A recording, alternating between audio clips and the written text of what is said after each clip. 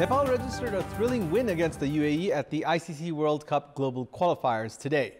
The Nepali bowlers put up a disciplined show by bowling out the UAE for a below-par score. Despite chasing a low score, Nepal were made to sweat it out for victory by the UAE. The pulsating victory means that Nepal will now stake its claim for the 7th position finish with a shot at Ireland in the 7th place playoff final scheduled on Tuesday. Good evening, I'm Abhiday Shrestha and these are the headlines of the hour. Disputes escalate between ministers and department officials. Experts urge to work for the institutional betterment rather than personal interests. Provincial governments remain unstable during the second term as well. 3 chief ministers changed within 7 months. Koshi calls for new government. The trend of Nepali nationals opting for employment in European nations without labor agreement on the rise. 3,000 complaints filed this year. And Nepal snatched a win from the jaws of defeat against the UAE at the World Cup qualifiers to play against Ireland, aiming for 7th place finish. Sri Lanka qualify. 3 more alleged culprits have been arrested in the infamous Lalita Niwas land scam in the capital's Balwatar. The Central Bureau of Investigation (CBI) of Nepal Police arrested Babu Raja Maharjan, then Land Survey official Kaman Kumar Karki, and then Ward Secretary Shivaji Bhatrai. The CIB has proceeded with the investigation in the land scam under organized crime. As per law, any alleged culprit arrested under organized crime can be sent to 60 days of judicial custody for investigation. There are now 7 alleged culprits in police detention related to the case. The CIB has claimed that investigations are on to bring high-profile names, including former Minister Vijay Kumar Gachadar, former CIAA Chief Deep Basnat, under the legal bracket.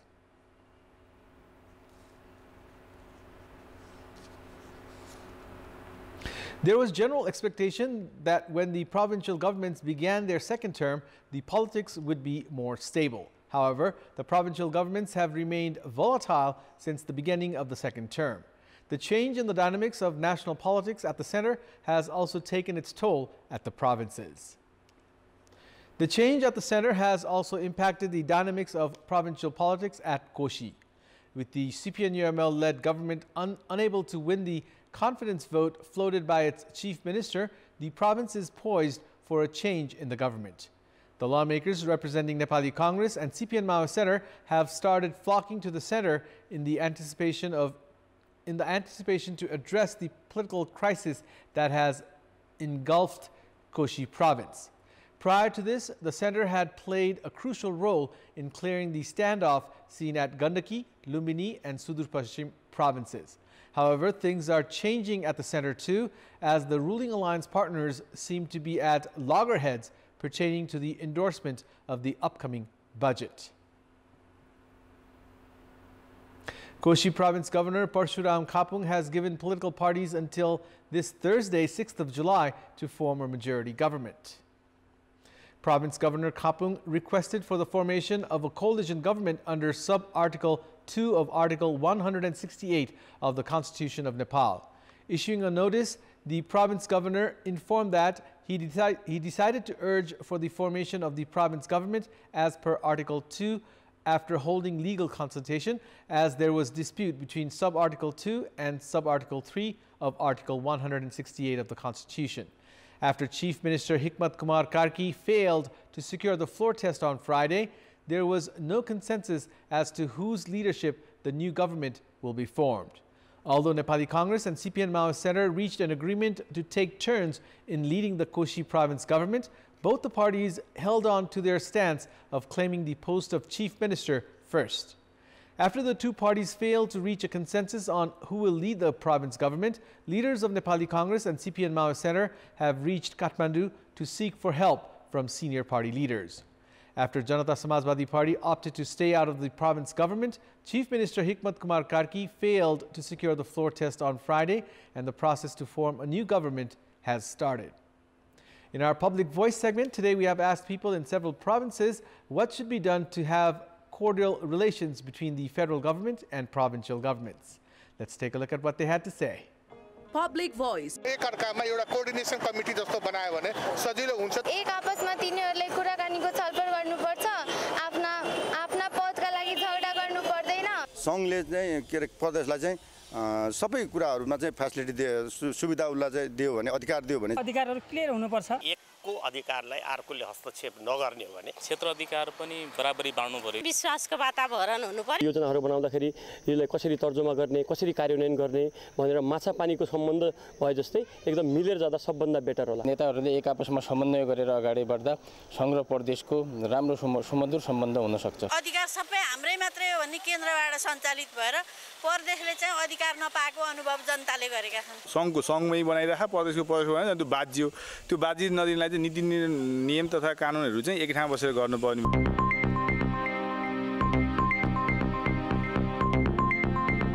Parliamentarians at today's meeting of the House of Representatives have demanded for the formation of a law to take action against loan sharks. The lawmakers made such a demand at today's House session during discussions held on the Bill 2080 to amend some acts of the National Civil Act to address the problems faced by loan shark victims. The lawmakers urged the government to provide loans without collateral to farmers and the general public through financial institutions to put an end where they end up becoming victims of loan sharks. Main opposition CPN-UML's chief whip, Padam Giri, accused the government of bringing the bill to deceive the victims of loan sharks. He claimed the bill was brought in haste as there was involvement of senior leaders of political parties and high-ranking police officials in the loan shark episode. Lawmaker of Janata Samajwadi Party, Pradeep Yadav, suggested that the government should have held extensive consultations with political parties before introducing a bill of such serious nature. Parliamentarian Amresh Kumar Singh expressed his objection to banks collecting deposits from poor villagers and providing loans to only rich businessmen. Lawmaker Singh drew the attention of the government to change the provision of not providing loans to the poor without a collateral. Parliamentarian Prabhu Shah demanded for the enhancement of public access to loans from banks. Rashtriya Swatantra Party lawmaker Biraj Bhakta Shrestha demanded for raising literacy on finance for the general public and also said that a policy should be introduced to facilitate loans which are based on production. Earlier, Law Minister Dhanraj Gurung had proposed the House to hold discussions on the Bill 2080 to amend some clauses of the National Civil Act. Nepali migrant workers who were mainly concentrated in Gulf countries for employment have started shifting their attention to European countries, including Portugal, Malta, and Romania. However, Nepal lacks a labor agreement with these nations, while an increasing number of Nepali nationals have started arriving in these countries for employment opportunities. Some of the workers who had collected experience in Gulf countries are now opting for European nations. Many migrant workers have arrived in Portugal with reports which are yet to be independently verified that it is easier to obtain permanent residency there. Many workers are also found to have paid a large sum of money to agents in the name of getting visit visa. However, Nepal is yet to strike a labor agreement with these nations, despite the demand for Nepali workers, which has deprived the workers from Nepal lucrative employment opportunities. Meanwhile, some 3,000 complaints were filed this year at the Department of Labor. Minister for Labor, Employment and Social Welfare, Sarat Singh Bhandari, has maintained that an agreement would be struck soon with these European countries to facilitate employment opportunities. It's now time for our segment Public Pulse, where you text us with your opinion. Public Pulse. But before that, let's take a look at the results from yesterday's poll. Yesterday, we had asked you, what's your say on the entity formed to control corruption being dragged into controversy? 41% voted for A, influenced by political parties, 5% voted for B, lack of monitoring, and 54% voted for C, absence of ethics. And here's today's question. Why do you think the Department of Money Laundering investigation has not been effective? Your options are A, political interference, B, feeble laws, and C, lack of qualified human resource.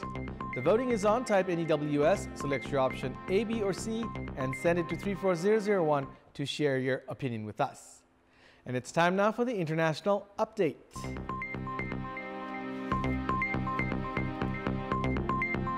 Nationalist Congress leader of India, Ajit Pawar, the nephew of Sharad Pawar, has sided with the BJP again weeks after his cousin Supriya Sul was named the Nationalist Congress Party's working president, leaving his uncle Sharad Pawar with a major loss of face. His move could not have come at a worse time for Pawar Sr., who had been trying to project himself as a front-runner for the top post in the united opposition ahead of the 2024 election.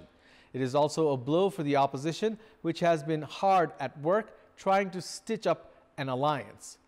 Nationalist Congress Party's Ajit Pawar, along with 8 party leaders, joined the Maharashtra government today. Pawar will share the Deputy Chief Minister post with BJP's Devendra Fadnavis, Ajit Pawar, Chhagan Bhujbal, Dilip Walsh, Patil Aditi Takkare, Dhananjay Munde, Hassan Mushrif, Ramrajay Nibalkar, Sanjay Bansod and Anil Bhaidas Patel took oath today. The swearing-in ceremony was the 4th one Maharashtra has seen in as many years. According to sources, Ajit Pawar has the support of 40 out of the 53 NCP MLAs.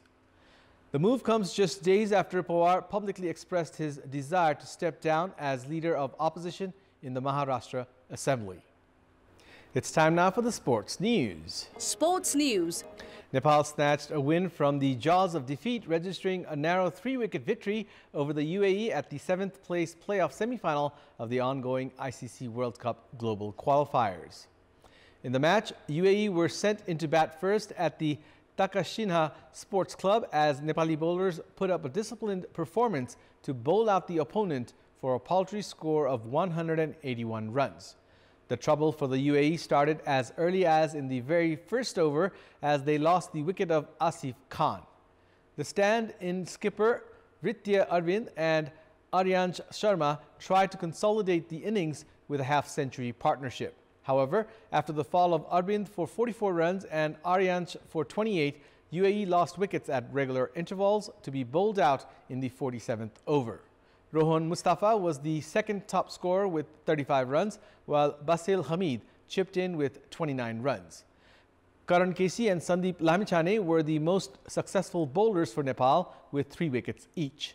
Nepal began the run chase in a disastrous way as they lost wickets at regular intervals to be reduced to 5 for 55 and 6 for 63 runs.